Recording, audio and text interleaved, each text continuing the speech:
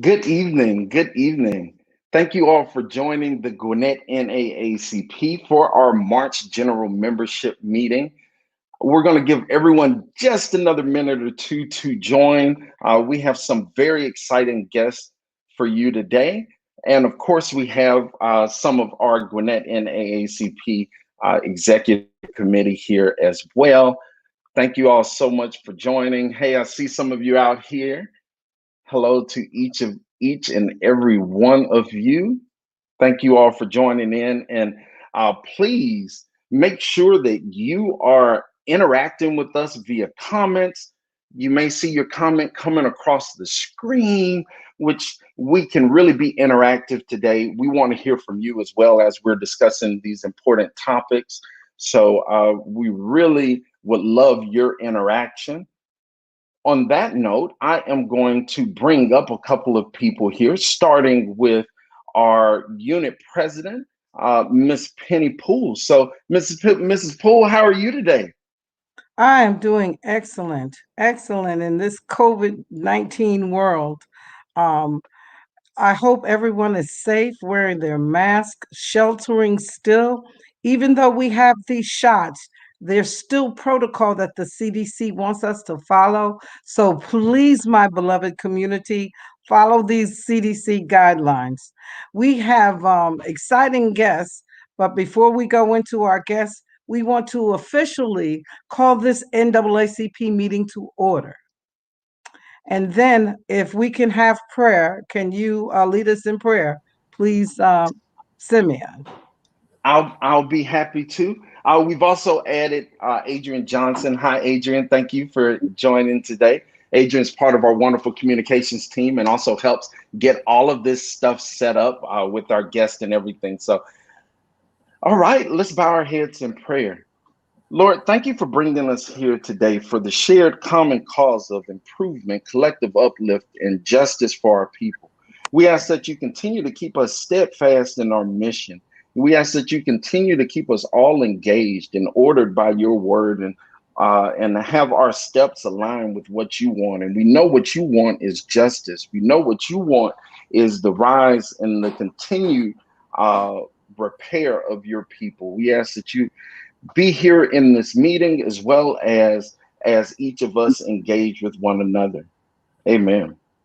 Amen. Amen. Thank you for that. And at this time, we do have uh, our meeting and our business that we have to follow. However, because of the schedule of our guests, we will momentarily adjourn our meeting, and then we will come back to finish the business of the unit. At this time, we would like to introduce our guest tonight. Previously, we have been talking on our Sunday conversation regarding state laws, and we did have Congresswoman Bordeaux on here speaking about federal laws. So today we're going to take that a little further. The conversation was so huge, and we want to open up with that. And Simeon, if you would please introduce our guests for tonight and bring them on to the set. Happily to do so. We have two wonderful guests with us. We have Mr. Perrin Bostic and Miss Martha Revello, who I am adding to the stream now. And just a little background information. Mr. Bostic is the Northwest Georgia outreach representative for United States Senator Raphael Warnock. He's also the former policy advisor and director of constituent services for Atlanta City Council District 3. He works to implement policies and programs centered on uplifting marginalized communities. He sits on the advisory board of Aid Atlanta and is a proud graduate of Jackson State University.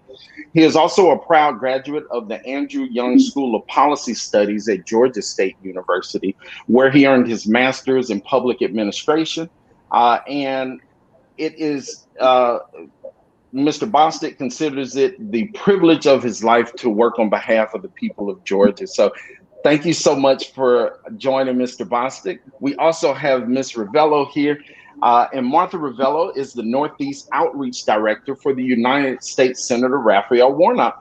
She is the former Deputy Director of the Latinx Youth Engagement for the Warnock for Georgia campaign and the former Business Outreach Liaison for the Biden for President campaign. Martha has championed organizational culture, diversity leadership, and sustainability for several profit and nonprofit youth programs. She has dedicated herself to helping create diverse opportunities for organizations through relationship building with donors, clients, and beneficiaries. She serves as a board member for the Board of Appeals in the city of Hateville, A.D. King Foundation, and sits on the advisory board of the Clarkston Community Center. Martha holds a MA in political science for professional and international politics and a BA in political science. Welcome to you both, and thank you for taking the time to be here today. Thank you. Thank you for having us. Um, I would like to start by formally introducing myself and my role. My name is Martha Revello, and as you mentioned, I am the Outreach Director for the Northeast region of the state of Georgia. On behalf of Senator Warnock, myself, and the rest of the team, I would like to thank you all for the opportunity to be here today. My role as the outreach director is to ensure that there is presence in what Senator Warnock is doing to meet the needs of our community here in the state. Alongside, I have my colleague, Karen Bostic, who will introduce himself shortly. And so I would like to start talking about just the overall big historic relief package, if that's okay, if we can go into that.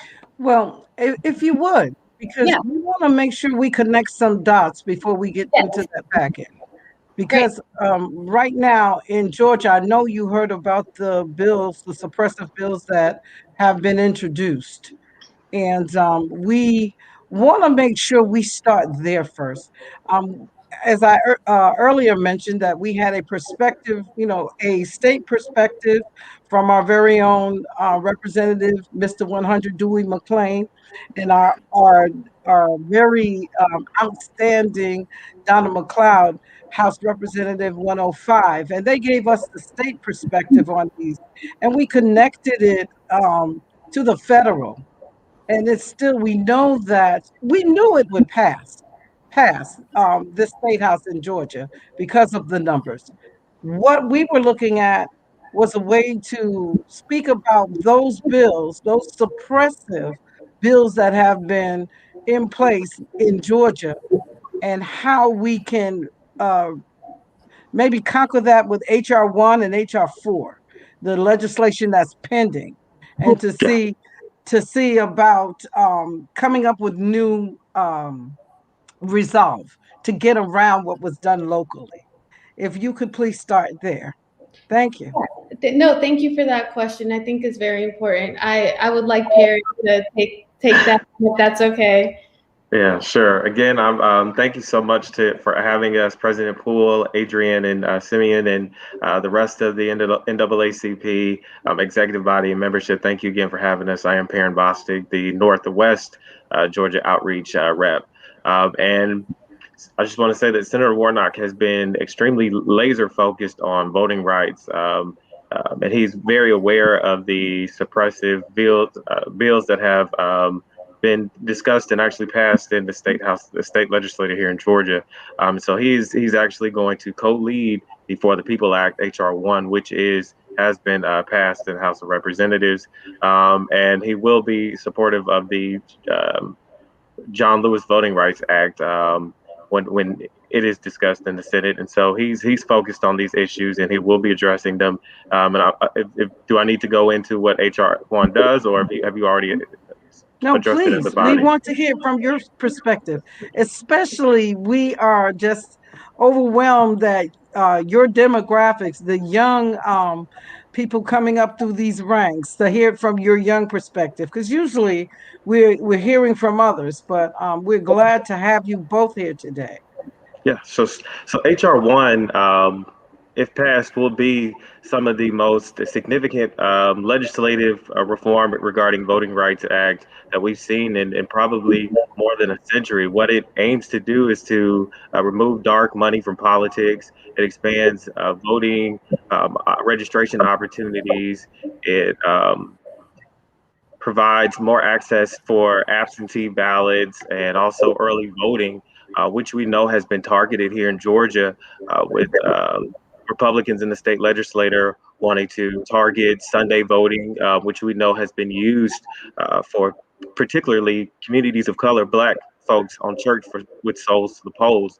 And so he's largely aware of that, and he's pushing forth by co-leading on the For the People Act. And then also the John Lewis Can I Voting Rights interrupt you a Act. moment? Can I Sure. interrupt? You mentioned dark money. Speak to us about dark money. You started out Dark with that. What is that? Well, so essentially, what we want to do is make sure that we're all playing on an even playing field by reforming our campaign finance laws, and so that's what we'll be doing and strengthening the ethics around campaigning. So that's what we will be doing with HR1 Act. Mhm. Okay, but I know there was a term that I had not heard, and I just wanted, and I'm sorry for interrupting, but if you could keep on going about HR1, because I want everybody to be clear when we're talking dark money, the suppressive things that are happening. We want this to be crystal clear. And Crystal if you clear. could continue, thank you. Okay, so dark money, essentially what we're doing again is looking at our ethics in terms of campaign finance reform. We want people to know where money is coming from in politics. We want it to be transparent and crystal clear about who is giving, what candidates, and who's receiving this money. So we want this to be crystal clear and transparent in terms of campaign finance, and that has not always been the case. And we believe that that's something that's important, which is why it's a part of HR1. I hope that answers your question. No, it did. It did. And if you could, tell us more about the intricacies of this legislation. HR1. HR1. Well, Mhm. that's pretty much the gist of it. The expansion of the voter registration opportunities, as well as opportunities for absentee ballots, as well as early voting, which we know is being restricted right now at the state legislature. So that's what the HR1 Act will do. Okay. And HR4, um, when we're talking about restoring the the rights back to the federal government, to Right. police, we So would really like to hear about this in HR4. Where does it stand now legislatively? Has it been discussed in the House, or is HR4 still being written, amended? Where's HR4 at? And first of HR4. all, what it is, please let us know again what it is and where does it stand in the process right now? Okay, well, I was just gonna just add to that, just the John Lewis Voting Rights Act, in addition to HR1, is extremely crucial to voting rights. And so, what the John Lewis Voting Rights Act will do is restore those provisions that we know were removed from the Voting Rights Act in 1960. Or I believe it was passed by President Lyndon B. Johnson. We know that a lot of it was gutted in 2013, and so this will essentially restore some of those provisions that were removed, particularly around communities of color and ensuring that we have the right to vote and that our franchise is protected. So that's what the John Lewis Voting Rights Act will do, and which is why we are extremely encouraged by it, and that we're going to do everything that the senator's going to do everything he can to make sure that everyone has a ballot box and that our communities are protected with HR1 as well as the John Lewis Voting Rights Act. It's 1965. 65. Okay. I knew it was either 4 or 5. My mother's a history teacher, so she'll get me for that one. Okay. Oh yeah, she's gonna be on you for that. She is. Well, And so then so also, in addition to the Voting Rights Act, well, in addition to voting rights, the senators also been laser focused on criminal justice reform.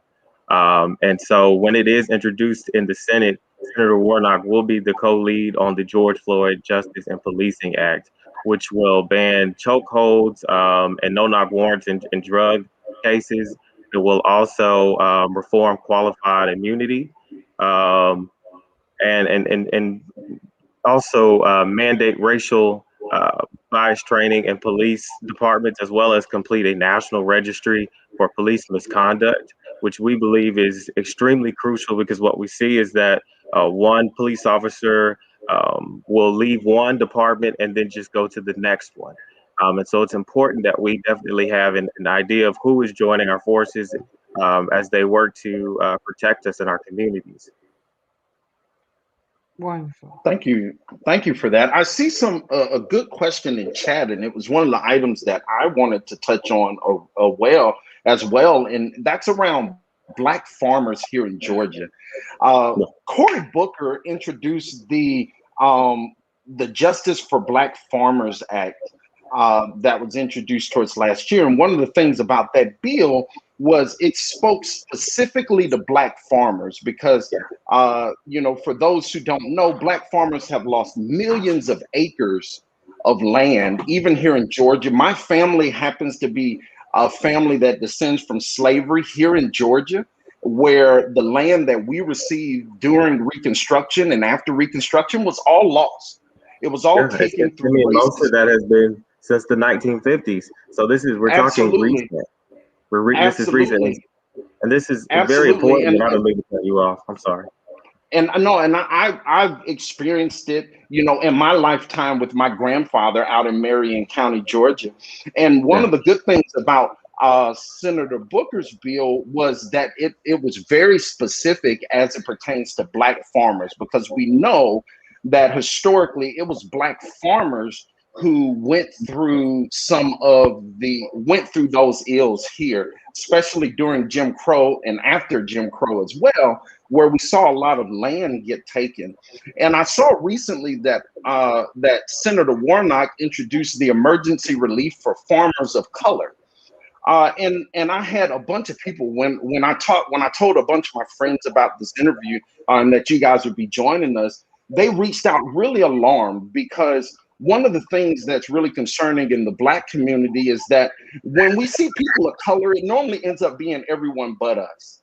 And so we have something that has happened to us almost exclusively, right? Where when we're talking about farmland and we're talking about populations of land that go back from the 50s and forward, it was primarily Black farmers that happened to. And so one of the questions is Senator Warnock comfortable adjusting some of the language in his bill to speak directly to Black farmers versus speaking to farmers of color, so we can ensure that justice is had for those Black farmers here in Georgia who suffered at the hands of racism, who were discriminated against via financing for crops, who lost land via theft by possession, who were terrorized in Georgia. And so we like Raphael Warnock to edit that language, Senator Warnock, to where it's very specific, kind of like Senator Booker's bill that dealt directly with Black farmers. And is that something that we can get you guys to commit to, or is that something that is even on the table or interested in? Do you want to either one, our parent, either one.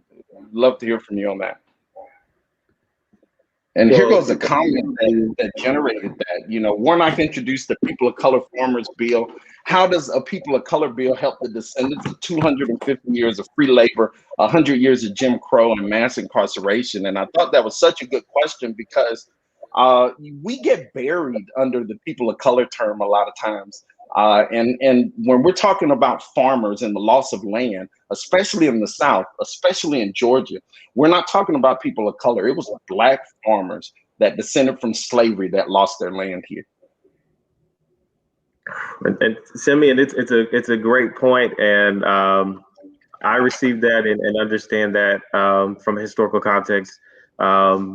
We can't, though, commit that on the behalf of the senator tonight, but what we can do is definitely take that your concern and take that back to the senator and discuss that with him and our state director.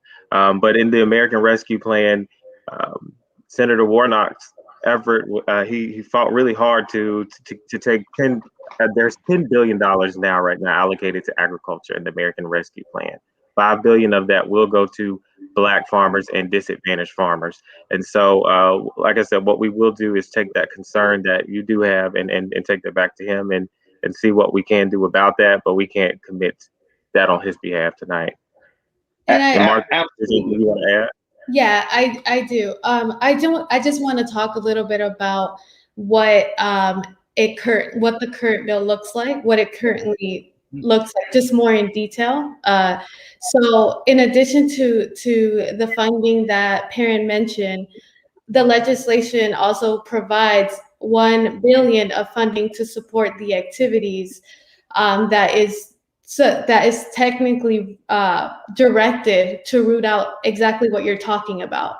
And the $1 billion funding, it includes the grants and loans to improve the land access and addresses property issues, to support one or more legal centers focused on agricultural legal issues of farmers of color, pilot projects that focuses on land acquisition, financial planning, technical assistance, and credit.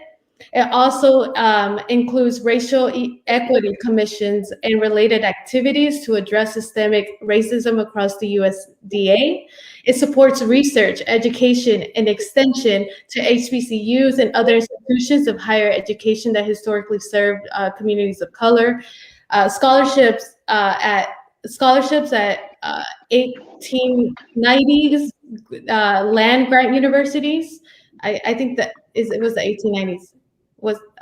I will get back to you on, but for Indigenous students attending these land grant institutions. So it provides scholarships for the land grant institutions.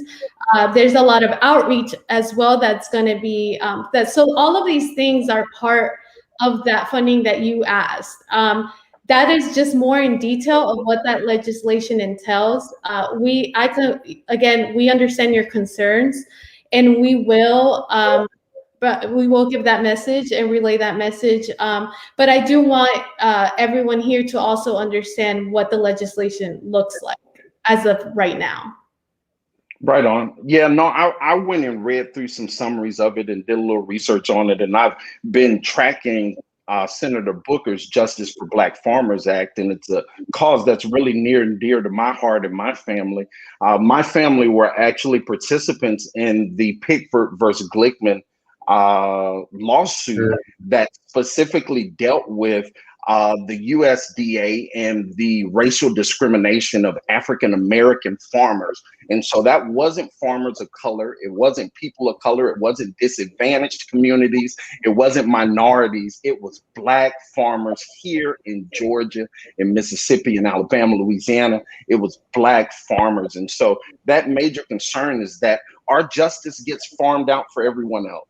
Right. And so, it wasn't everyone else who experienced that. It wasn't everyone else who dealt with Jim Crow and having land burned or crosses burnt in their front yard. It wasn't everyone else. It was specifically Black people. And so we really would appreciate you taking that message back, because it's really concerning, especially as a son of farmers here in Georgia, that we're really in this day and age not comfortable with Black and all of the things that have happened with Black. And that continues to, concern us with all types of legislation. So we'd love for you to take that concern back. Thank you. We appreciate that. We understand that specificity is definitely important. I do want to add, though, that the president of the Black Farmers Association has come out and supported the legislation that Senator Warnock has pushed on the behalf of Black and disadvantaged farmers. But you're exactly right, and we will take that back and have a discussion and figure out how we can move forward, and not just with that in this piece of legislation, but all pieces of legislation moving forward. Working to right the wrongs of the past. So, thank you so much for that.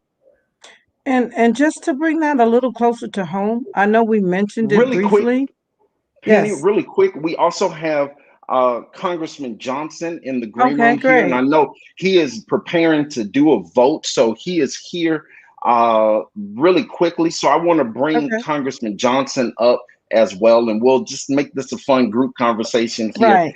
And Congressman Johnson, yes. good. Looks like you are off camera, but hi, Congressman Johnson. Okay, let me see if can you all hear me? We can hear you. I can't hear you all. It's very raspy. So let me see if I can come out and come back again. Maybe I'll get a Sounds better Wonderful. good. connection. Okay, All now right, that's sounds better. good. Now I can hear you now. I can hear you now. So whatever you did, stick with that. Hold on, let me Okay. put my earplugs in. Hold on 1 second. I've got to change off from the phone. Cut that off. Just 1 second. I'm sorry. No worries. Disconnect. We know Now we know Yeah, and Congressman while connect he's Johnson up. is at preparing, work for us right now. So yes. I'm if you go ahead, Penny, and while I'll look to see when Congressman Johnson is back. Yeah, while he's preparing the conversation that you were talking about just now about people of color versus African Americans, just bringing that a little closer to home here in Gwinnett. um, every number, all the data that's been disseminated about the by the county in regards to housing, in regards to employment, in regards to education, in regards to unemployment, in regards to health. African American and Black people are at the bottom of all those lists here in Gwinnett County. Um, I know that Congressman Johnson, you're walking in on this conversation, but we were talking about these federal dollars that are going to be coming down. Um, we want to just make sure that there is a conversation about how African Americans, especially here in Gwinnett County, where we're number two in positive COVID cases, and then number one in deaths in the state of Georgia, and then Georgia's still at the bottom for disseminating resources regarding COVID in Gwinnett County. How can this conversation be targeted to those who just are not included in the conversation, who need these resources and need to get this directly implemented? We touched it briefly, but if y'all could start there, and then we'll let Congressman Johnson talk about the legislation part. Um, if y'all could start with that, we want to continue what was just being said. Hello? Yeah, I There can we start. all right, there we go. Can you hear me? Okay. Yes, Gwinnett County it's a very, I actually was in Gwinnett last week in the county address. Yeah, and it was very interesting to see the good, right? All the good, all the right. Yes. But yet, as you mentioned, there's so much data that we don't talk about. And I think it's a vital conversation to have, to be able to say we have the numbers, Gwinnett being the number one county. And so, they praise about being the number one county nationally, but we don't discuss the deaths, the number of being rated that. So those are conversations that I think are very important, especially when we're building legislation at a federal level, because Gwinnett County is nationally known in a different spotlight. And I think it's very important to address issues like you mentioned, death rates, COVID-19 relief. I actually am aware. I found out that you have one of the biggest vaccination sites in the state of Georgia in Gwinnett Place Mall. But do you have enough supplies? So those are the types of, yeah. So I've started to have these conversations with different county officials, with doctors from Gwinnett Place Mall. And so I'm starting to understand the platform of where we need to know what we can do, not only for us at a federal level, but also at a state level for local representatives to also. Well, let me address that quickly because we are in dire needs in the Black and African American communities. This Yes. site was just recently opened. However, there are no resources or services in the predominantly African American and Black communities in Gwinnett County. The Gwinnett NAACP specifically has opened up these conversations with Dr. Arona, the head of the health department, specifically with our new commission chairwoman. Even that meeting that you talked about, the State of the Union, the address in Gwinnett County, the ticket was $50. Who has a $50 ticket? It didn't just happen. It was historically $50 to get into that event. Yeah. So we need to talk about equity with these federal dollars, and we just want to put all of you, make you aware that they're not getting to the people who need them. And these conversations have all but stopped with Dr. Arona, Audrey Arona, head of the Gwinnett Newton Rockdale Health Department. And we've been asking for resources specifically because there are none in our communities. There are no emergency temporary sites. There are no health departments. Food, you have to line up for food like it's the Depression. So I know we got off track, but we started talking and this is where we're landed. So. And thank you. Yeah. Yeah, and I think it's another example of when underserved communities goes wrong, because when we're using language like underserved communities, you can reach one underserved community but leave ours out, and that's historically what seems to happen. And so, the Gwinnett NAACP prides ourselves on being about the specificity needed for the policy that really helps our people here. And, in terms of Gwinnett County, there aren't really other groups that are advocating specifically for Black residents. And so we are looking for that specificity from, especially with Gwinnett County, because this last election, Gwinnett County is if you ask me, the county that flipped Georgia blue. And so Black people make up roughly 30% of this county. And we want to get addressed, and we want to get addressed specifically so our needs can get taken care of here. So thank you for that. Let's see here. Congressman Johnson, thank you so much for joining. And for those who don't know, our Congressman Johnson is Congressman of the 4th Congressional District, been in Congress since 2007. Is a member of the Democratic Party, and Congressman Johnson's district covers portions of Metro Atlanta, including DeKalb County, Gwinnett, Newton, and all of Rockdale County. So it's a pretty nice sized district that spans 4 different counties within the Metro Atlanta and surrounding area. If we push out a little bit to Rockdale and Newton. So Congressman Johnson, thank you for joining us here. Are you able to hear us now? Here, let me unmute you on this end. You're fine. Okay, I'm sorry that I'm having to talk to you in between votes.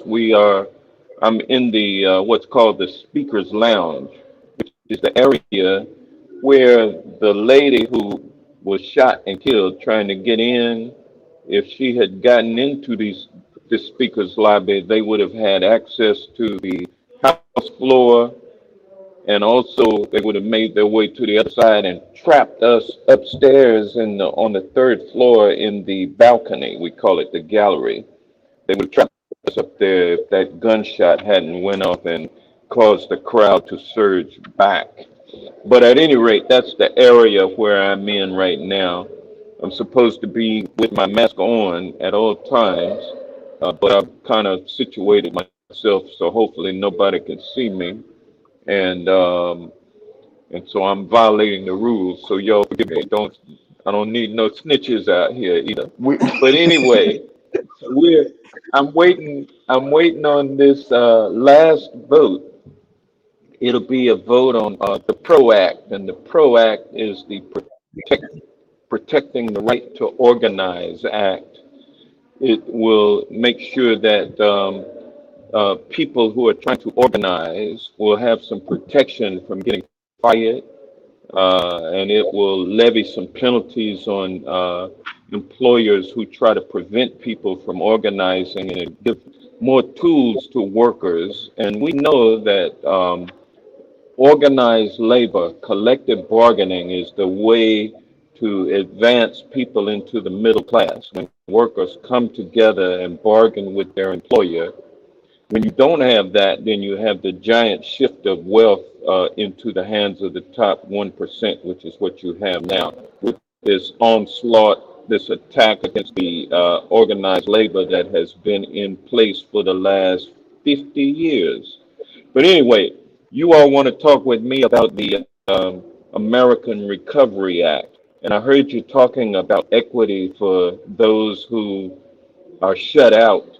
This pandemic has really shown a bright light on the systemic racism that exists in this country, which results in the denial to people because of their color, services that governments should be providing. So when we talk about the rollout of the COVID vaccine and who's getting that vaccine, who's getting vaccinated, I mean, it's clear.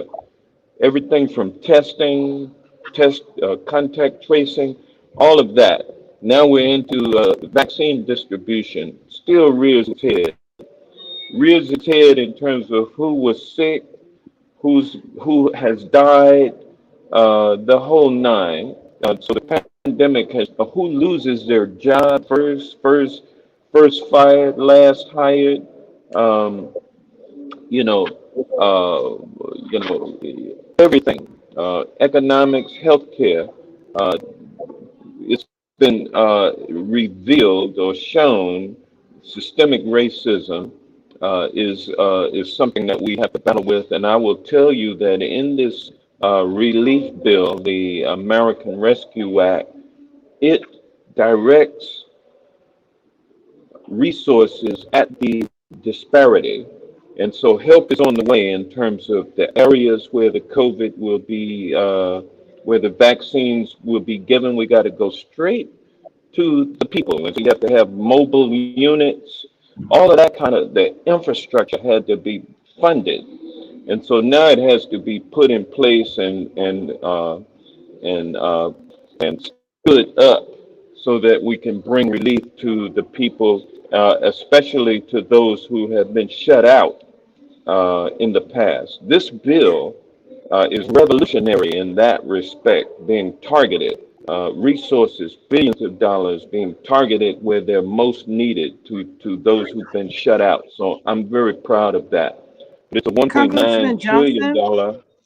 Congressman Johnson, let me just, how can we ensure that African Americans and Black people who, as I said, as you were coming into the room, how can we ensure that they get these resources, that they can make sure that they're part of the distribution of those funds?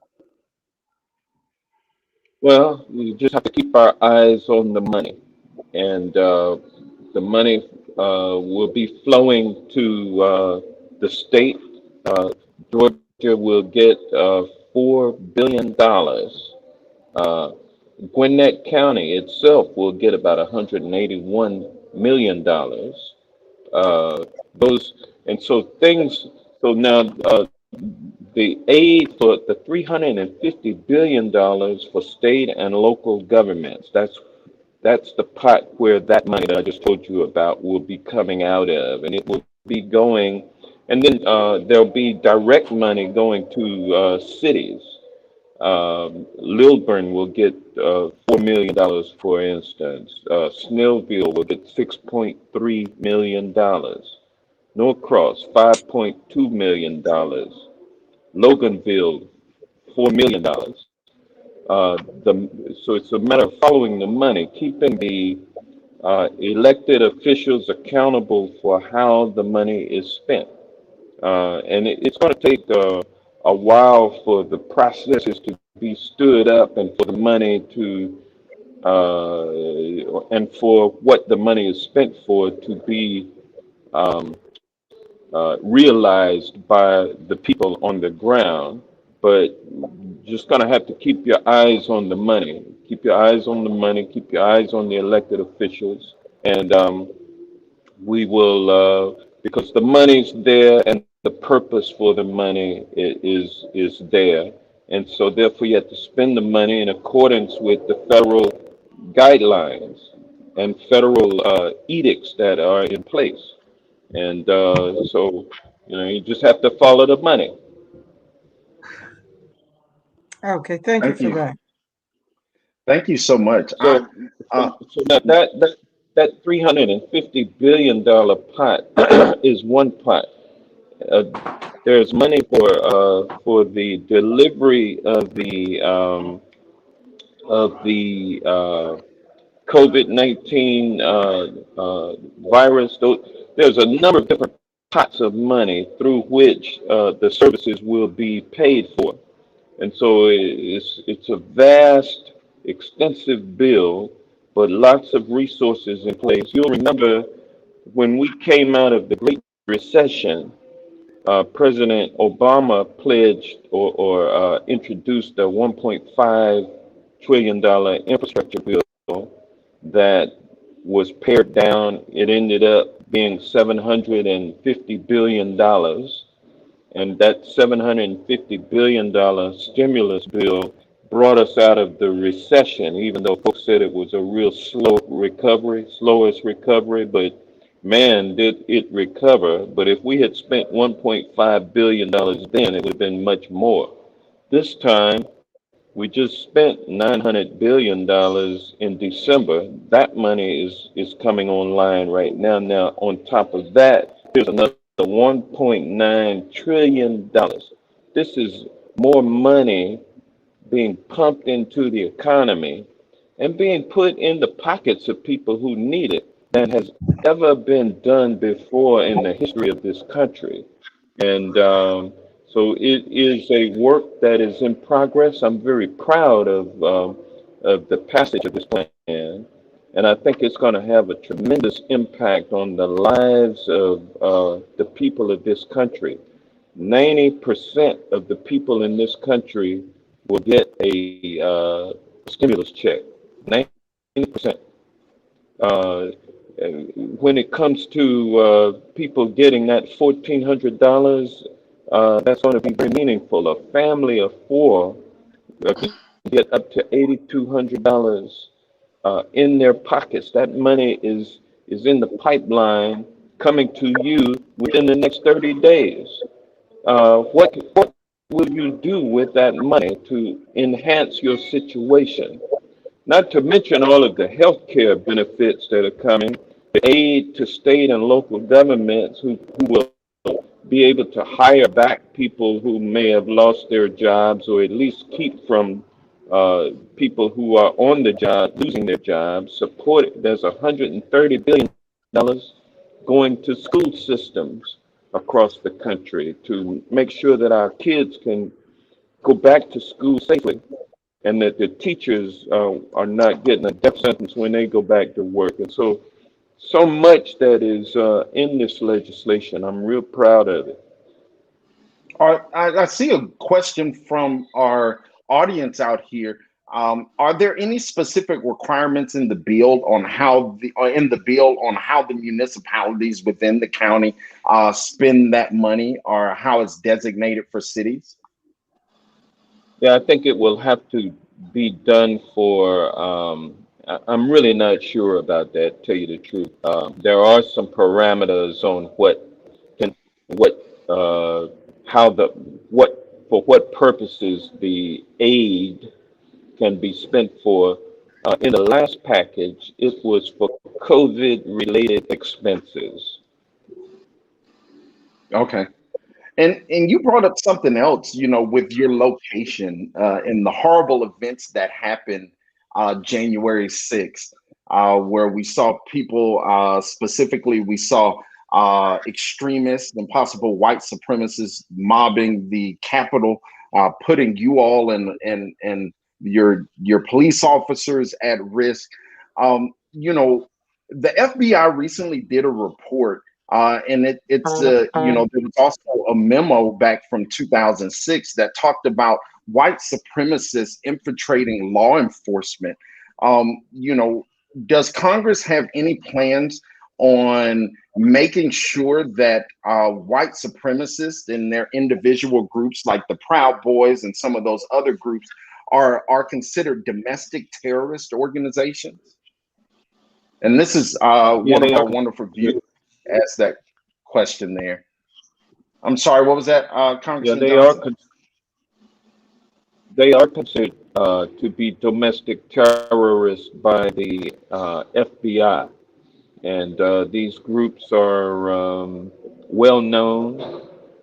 They have been followed and surveilled. Although we are now in the time of encrypted communications, and everybody should realize that when you have encrypted communications, that means that's a platform for people to communicate their plans, for people to conspire to do bad things to others. It's a national security threat, both internationally from our enemies with outside of our borders, and also from domestic terrorists, right-wing extremist groups that plot and plan how they're going to go about doing things like what happened on January 6th.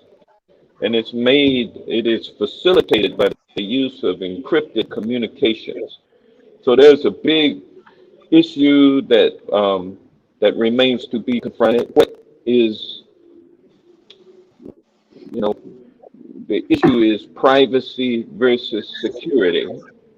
And so, right now, because of you'll find a lot of interest groups and stakeholders will protect the right of privacy, and encryption and encrypted communications is considered the hallmark of it. And so you are able to send a message to your girlfriend, and your wife won't be able to find out what the message was. That's a crude example, but that's bring a little humor to the situation. It's much deeper than that.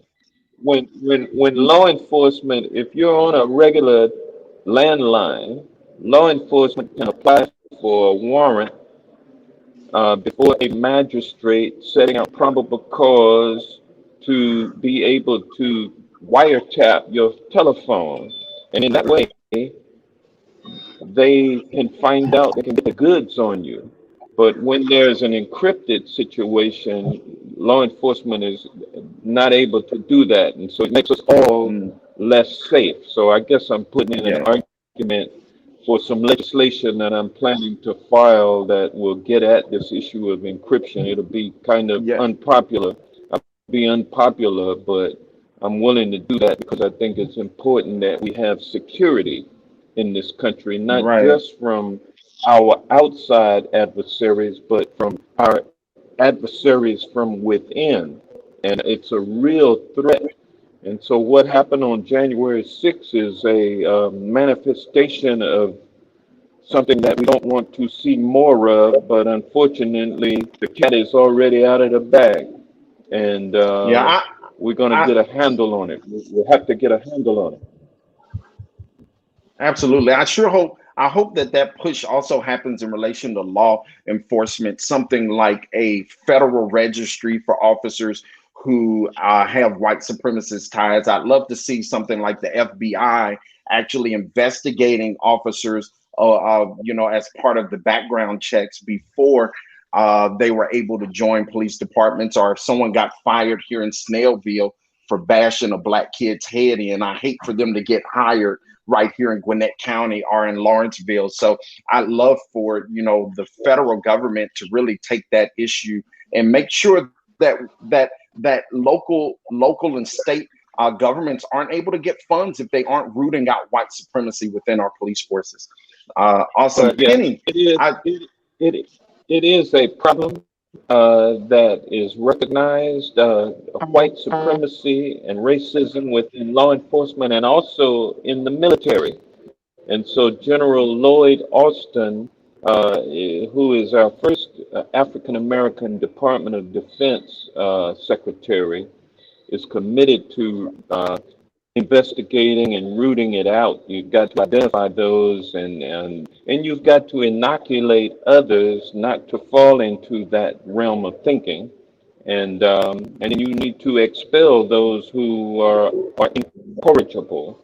And so the same thing needs to happen in terms of state and local law enforcement. It can happen on federal level, but you need it also on your state and local level. And I can tell you the George Floyd Justice in Policing Act does create a database that is nationwide with respect to use of excessive force complaints against law enforcement officers. So that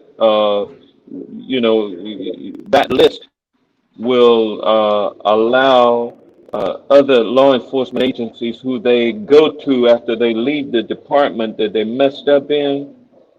It'll allow this new department to know what the history is, and it'll also allow the public to know what the history is of these officers. So we are coming to a time where databases may be in place for uses such as rooting out racist and white supremacists with a badge and a gun, talking about enforcing the law.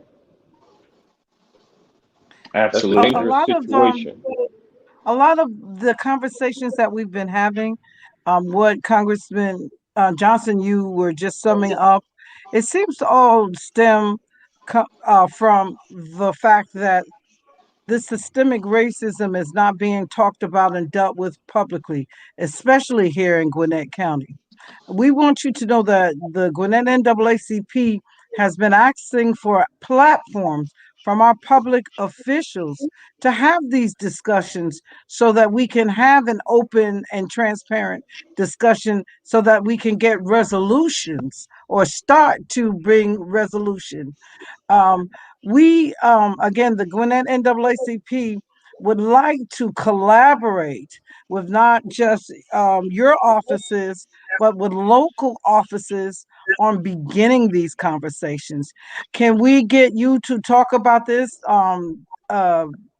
Senator Warnock's representatives, Congressman Johnson. Is this something that we can talk about having in Gwinnett County, an actual platform speaking about It, systemic racism so that it's people can actually say what needs to be said so we could start a process of bringing in needed policies? it's such an uncomfortable conversation. Makes so many people uncomfortable, black and white, to talk about it. It's very uncomfortable, but I tell you, it needs to happen because, first of all, you take the covers off of it and reveal the reality so that everyone can see and admit that this is where we are, this is where we have been, and this is, therefore, this is where we need to go, and we need to go together.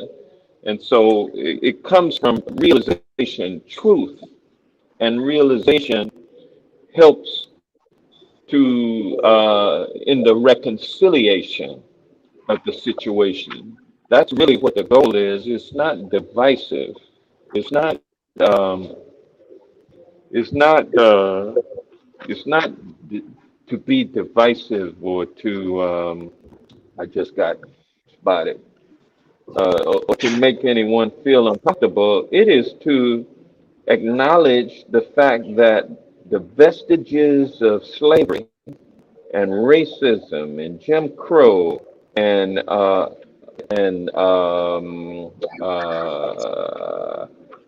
you know Mass incarceration, there is convict an visa. under there is there is an underclass in this country that has not been able to extract themselves from the depths of despair because of the legacy of racism. Some of us, those of us on this call, have been privileged and we are able to rise above. And you see us, but you don't see all of the others behind us who have not been able to pull themselves up because of the legacy of slavery and the legacy of racism. And so we have to take the covers off, show everyone that, get you to acknowledge the fact that there's been privilege based on that. You have enjoyed it for many years, but there is a price to be paid now. And it's not your fault. It is the fault of our society, which we all bear the legacy of, and we all must move ourselves forward, and we must do so together. So, how can we ameliorate the harm that's been done to that underclass? What measures can we put into place to bring them up? So then we start talking about this extremely important issue and very uncomfortable makes people feel. You talk about Well, reparation. And Yeah, so I when tell you you what's talk more about, uncomfortable, that wealth gap, that $100 trillion wealth gap, that's the real discomfort. I think that discomfort is knowing that our ancestors toiled, or they were left out of the New Deal and didn't get to participate. And so I love that you brought this to reparations. And while that's an uncomfortable conversation, it's definitely a needed one, because repair of our people has to be our primary goal, and we can't stop short of it. So I'm glad you brought that into that conversation. yeah, there well, is a well, I want table in everybody Gwinnett to not County. be twisted. Yeah, Don't think what I was saying reparation was is that just a check for everybody. Oh yeah, it needs to be a check plus. It needs to be a check. right. It needs to be protections. It needs to be policy and legislative asks that ensure that we're not tethered to the bottom that we continue to be as those who descend from slavery. Yeah, I completely agree. It needs to be more than just a check, but I do believe it needs to include a check as well. What was that, Penny? Well, what I was saying was that short term in Gwinnett County, we are looking at the data because people, many times the data is not available on how funds or how there is disbursement of resources. What COVID has done is to show a microcosm of how monies have been distributed, who is receiving, who is not, the systems in place. The Gwinnett NAACP has requested from Gwinnett Cares a table who has been distributing resources in our community to get this data. And this data should be broken down by demographics and specifically show who has been receiving, has not. And we're talking about data on health, on housing, on jobs, on disparities, on who's working, who's unemployed, on education, disparities across the board. This information should be able to be disseminated on that level. And what this could do is lead to this discussion about showing the disparities on a real time basis through this microcosm, through COVID relief distribution in Gwinnett County. So, because of that, we would like again to get um, assistance from your offices on having this discussion as we get this data, because these are facts. We cannot dispute facts. We may not have the data long term, but for this space, this time, this data will reinforce the privilege of some and the disadvantages of others. And we know that's what the data will show. So we're hoping that we can get this platform, Congressman Johnson, with your office, with Senator Warnock's office, um, because we want to have facts. A lot of times people say that our community is speaking emotionally, that we're speaking, and because we should have a quote unquote bootstrap mentality. So we want to show that that bootstrap mentality is false, that it doesn't work. And we want to have that conversation. And we're reaching out and hoping that you, with your office, with your reach, can get this conversation started. Because it's not one to bring strife, as Congressman Johnson said, but to open that discussion and to to be transparent, to be transparent. And we again know it's hard, but this And is where we need to go. We need to go. Somebody just wrote, "We don't have boots." I'm sorry, we don't I have love it boots. because we don't even have boots. We Yeah, get told to pull ourselves up by the bootstraps all the time, right. but no We one don't have said that when they boots. were giving out the Homestead Act or the GI Right, Bill that we got right. excluded from or the New Deal. So, yeah, you're absolutely. I'd even take it a step further and to say that we end up being the boots for the rest of America to get Okay. the American dream. So, yeah, I love that comment. Yeah, Trish W, thank you. Uh, yeah. Thank you. and We and let it me has what this has done. COVID has done is just unmask America. And then also with George Floyd, what that did during this hostile time was just to show people how invaluable our lives are to many people in this country who still don't even see us as human beings. So, this is an opportunity and a platform ready for open and honest conversation.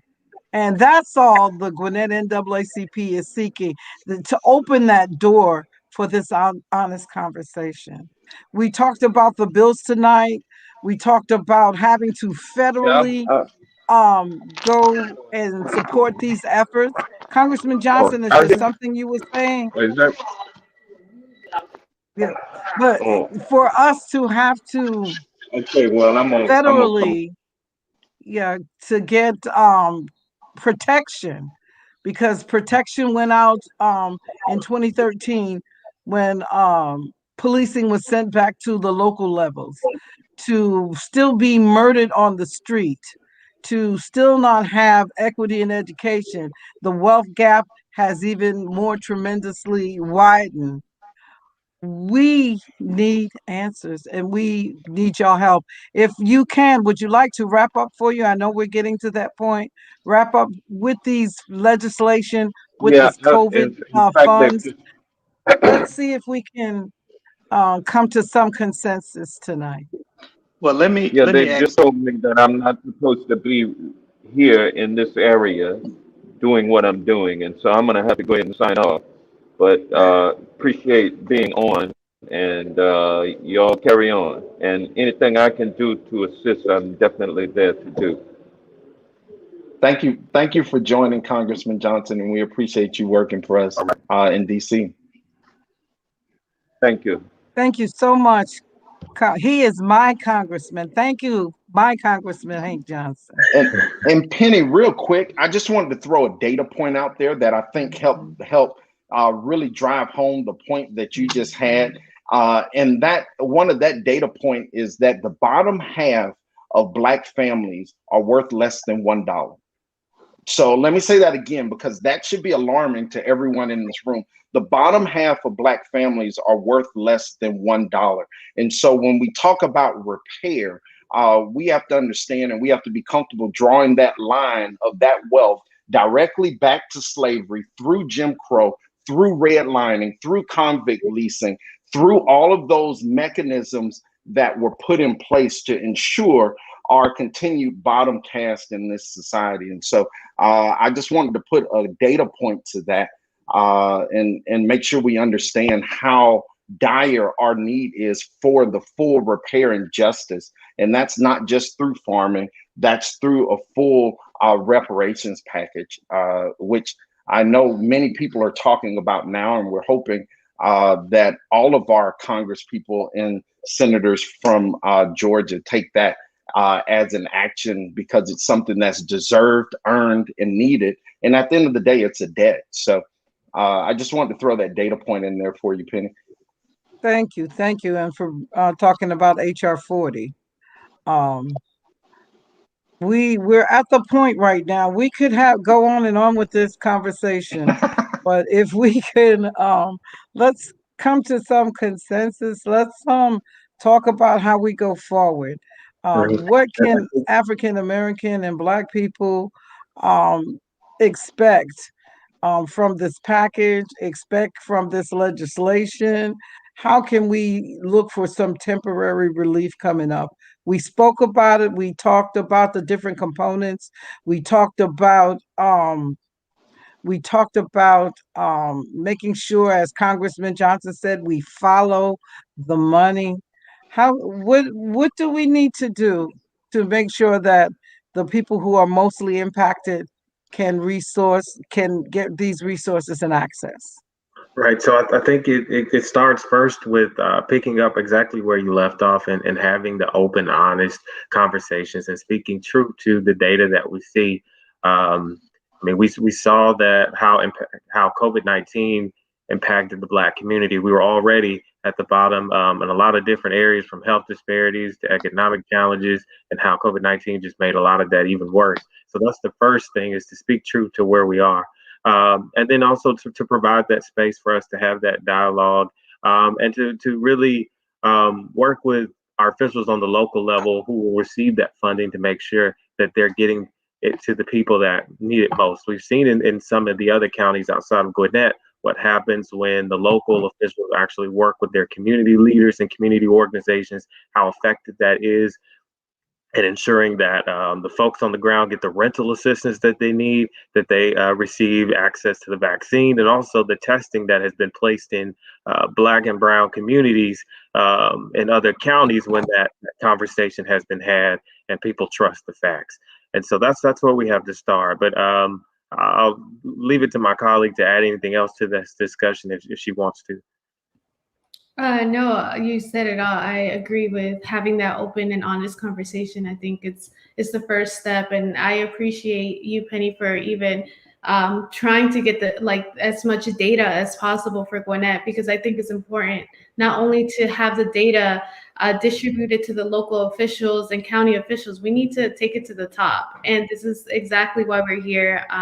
And I would really appreciate that data. If you can send it over, I would appreciate it. Where there's my consensus, and we can go from there. I agree with everything that was being said with the relief package. It is a big deal, and the money is coming. So we have to, that's one of the things, being accountable to the money at county to the city level. And that's where it could get lost. Also, the outreach, right? I think that's very important. Me and Perrin, we are doing a lot of outreach across counties, and I think that being able to access to these communities and give them basic information. Where is this site located? It could be as simple as that. How to get vaccinated. A lot of people just show up, and understanding that this is the process of how to do how to get vaccinated, for example. Recently, I was here in the Delta Museum, where they have a mass vaccination site, and that's where Senator Warnock was yesterday. And my due diligence, I wanted to just put it out there all over my personal social media, because I thought it was very important to share that information, because a lot of people don't know. I wasn't. My grandparents weren't even vaccinated until recently, and there's been the struggle of like 2-3 months trying to get that. Oh, they didn't have enough supplies. They didn't have, and I live in Fulton, for example. So thank you for that, and I really appreciate everything that has been said tonight. I have been writing my notes down. I know me and Perrin are going to go back and relay the message, so we really appreciate it. And And we want to also, get a hard ask, because there have been many attempts in the county to reach out to African American and Black communities, but it still has not been working. So what the Gwinnett NAACP is proposing is that we, along with specialists, a a um, a health specialist, Dr. Phyllis Jones Kamara, that she helped set this up. We're asking for a focus group, and we're asking for a health summit. Again, the Gwinnett County NAACP is asking for a focus group and health summit that's being set up and run by people who are experts in these fields, because what has been happening up to this point has not been working. And we would love for Senator Warnock's office to collaborate and partner with us on this endeavor that needs to happen as quickly as possible. She initially said that she would work with us, and then she backtracked. So, and I'm saying these things because I have it in writing. So we need this focus group with experts from our community who know our community. And we need this health summit, another health summit, because it has been tried, but they have not been bringing results. So we feel that we need to keep continuing because, again, Black people, African American people are dying. Are Yeah, dying. that's right. Yeah. And what we've been doing so far is beginning those initial conversations with the local officials, our county commissioners, and really starting to build those relationships, because we know that these issues are mostly handled on that particular level, and so Right, that's what we've been doing now, is working with those folks now to start having those real tough conversations. right. And It's see, not lost you're on Senator Warnock why he was sent to DC, and he's aware of the challenges that are facing Black Americans. And so, what we're going to do is everything that we can with every tool in our arsenal to make sure that the Black folks are getting the help that they need.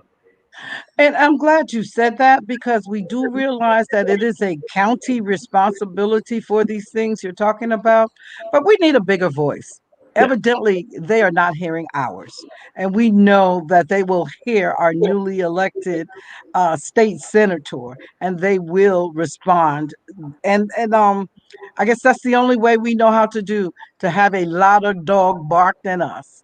And we don't have any problem with saying that. So we need a louder bark, and we need because again we were promised these things and then they were reneged on. But something must be done. Something different must be done. So we thank you. At, anybody else on the panel? Any other input? We want to make sure that we have covered, or is there anything else we need to say to our guests? And I would add that this is the time really I to think make we a hard ask, so that we can take them back and have that discussion with the proper folks in our office, to really be the resourceful assistance that you all are asking us to be. We really want to be that conduit to make sure that the folks in the communities are getting access to all the resources that are available, especially with this historic passage of this act that's about to happen. And We I'm we're sorry. gonna keep raising our voice because they will not ignore us, and we refuse to stop, and they will not ignore us. I did want to add a few things just in closing, so you can keep a track of and just keep your county accountable for. Because a lot of times, I know somebody asked, well, is this money going to be down to the, like how Lawrenceville is going to spend it? So there, we don't have the specific language to that, but we do have specifically how much money is going into what. For example, testing and contact tracing. There's going to be money allocated just for that. There's going to be money at 7.5 billion just for vaccines, vaccine administration. Rural hospitals in counties outside. I know Gwinnett, it's like on the touching. There's like all the there's like 24, 25 counties on the Northeast that I have been overseeing, and I understand there's a lot of rural hospitals that have been asking that question: how much are we getting? So healthcare affordability. So those are examples of things that I just think that, when it comes down to the legislation and what's going to be put out there to your county, you should keep track of that and have that understanding so you can know how to respond, especially if we want to build these focus groups, that health summit. We want to build it very strong and to hear not only your voices, but just as a state, as a whole, because I feel like the state is suffering as a whole. It's not just Gwinnett, it's the whole state. And we want to hear it there at the state capitol as well. And that's a good place to start. And we will relay the message, and we appreciate all of your honesty tonight. Thank you. Thank you for coming on. I just Thank want you so much for joining. thank Mr. Bostic and Ms. Revello for joining us tonight. Thank you all for being so responsive to my communications via email and by phone. Also, I would like to ask that you all remind Ms. Lilly and Senator Warnock that they have promised to join, Senator Warnock has promised to join us at one of our Sunday conversations, because Tuesdays, my understanding is a very, very busy, long day for him. So it will be difficult for him to join us on a Tuesday. But we do have our doors and our calendars open for a Sunday conversation for Senator Reverend Warnock to join us one Sunday evening. Usually our Sunday conversations are held at 5 p.m. And whenever his calendar is available, we will make our calendar available for him to join us. And thank you all again for your time this evening. Thank you very so much. Thank you all. Thank you. Wow, there was a lot said. You have an idea of where this conversation is going, but I really appreciate this platform and the ability to speak and say the things that people are afraid to say in Gwinnett County. What we were told, being an NAACP unit, is that our mission is to say the things that other people will not say, to make sure that that verbiage is out there, to make sure that the questions that need to be asked are asked. So with that, I'm going to move into the rest of our business. We're looking for volunteers. We are looking for people to ask these questions, to attend meetings, to report back, to help us get this data, to help us work. We're all volunteers. All of our officers are volunteers. You are the Gwinnett NAACP. We want to thank you all for our membership. And just to go over the protocol for our membership, we're going to move through quickly. Our meeting agenda. Real quick, Penny. Yes. Penny, real quick, just so people know, you can volunteer at naacpgwinnett.org. That is right there under my finger. You can see it, naacpgwinnett.org. That's also where you can join and you can donate because we put in the work and we want to put in the work with you. And we want to make sure that we have what we need so we can successfully advocate for the citizens of Gwinnett. So again, that is naacpgwinnett.org. All right, I'm done now. There we go, Penny. Thank you. And I just want to recognize many people see us on the screen, but I just want to quickly read through our officers. We have Edward Paul as our first vice president, Hope Dennis, our second vice president, Derek Wilson as our treasurer, Princess Hawkins, our assistant treasurer. Members at large, we have Adrian Johnson, parliamentarian Pete Togerson, member at large Constancia Carter, member at large Simeon Harris, membership chair Angela Whitlock, education chair Amitra Stone Bradford, Edward Paul, our PAC chair, and our veterans committee chair is Ray Harbin. These are the people who are working hard for you. They would love to have you on these committees. The reading of the minutes as per our bylaws.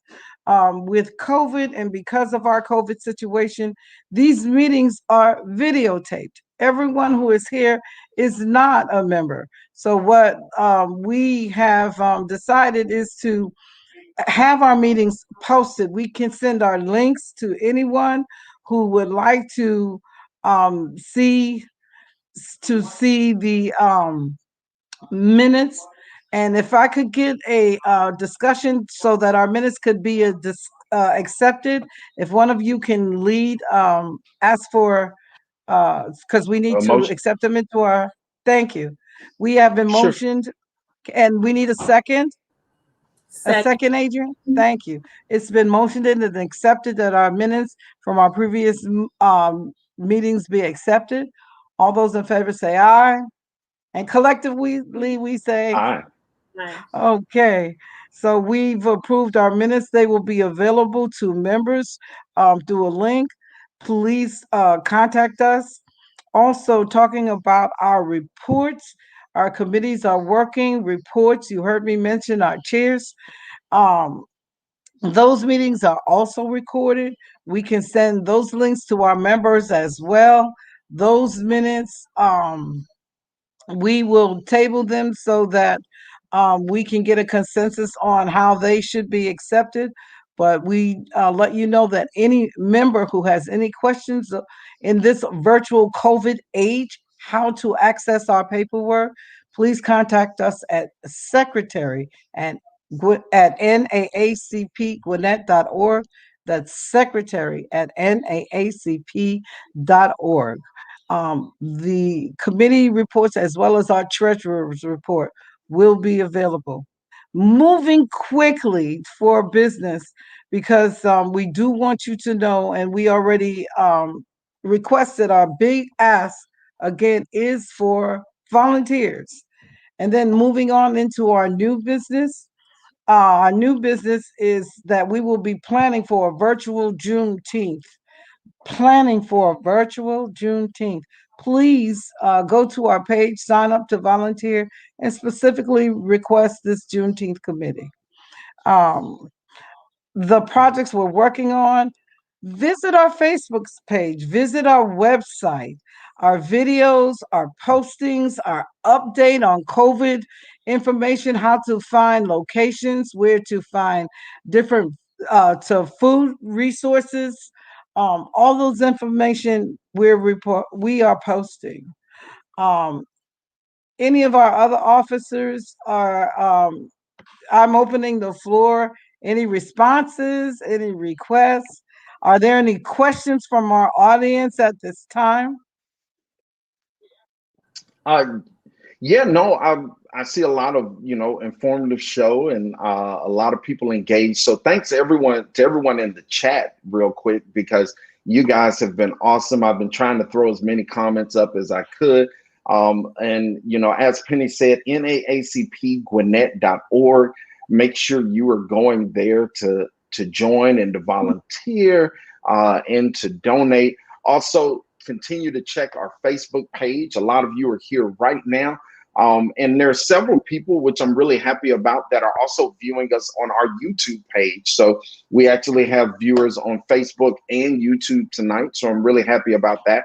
All of the videos we post on Facebook, all of the forums, we also post them on YouTube.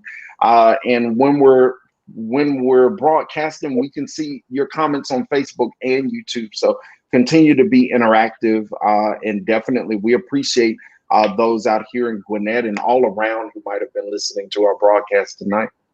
And big shout out to our president, Penny Poole. I just want to throw that out there. You talked about all of the officers, but we got one officer who doesn't sleep and be putting in that work, and that is our president, Penny Poole, who is getting it in. So big shout out to you, Penny. Thank you for that. But none of this would be possible without this great team that we have and are continually building. I am so proud of our beloved community uh, in the family of the Gwinnett NAACP. And with that, um, we just want to just say a special covering for our teachers. The Gwinnett NAACP has been working with teachers, with parents, with students regarding the pandemic, their safety, about getting the shot, whether they're in school or out. So we just want to just send covering and word. We're proud of those of you who are working hard to make sure that the teachers are safe and that families are safe and that the children, most of all, are safe. Madam President, I just want to go on record saying that last night in our communications meeting, we were talking about a motto or a slogan or something that could just ring loud in the Gwinnett community for our chapter.